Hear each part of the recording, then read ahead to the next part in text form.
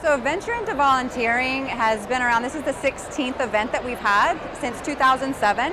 It originally was part of the Community Action 50 Plus plan, and we have expanded every year. This is our largest event so far. Fairfax County government sponsors it, Volunteer Solutions with the Area Agency on Aging. We partner with Volunteer Fairfax, RSVP Northern Virginia, AARP, and a bunch of nonprofits and other government agencies to hold this event, basically to engage the community, to have people learn more about volunteering. So today we have over 100 organizations, from nonprofit agencies to government agencies, the Park Authority, the Red Cross, anything you can think of to be able to give back to your community and volunteer. We have it here today. If you want to work with animals, we have people from the animal shelter, Pets on Wheels. If you want to work with children, we have people from the schools. Food for Others is a great nonprofit that's here. You can do a service project on site today.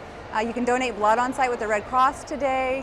There are a multitude of opportunities. If you have an interest or a skill that you're able to lend to the community to give back, you can find your match here today.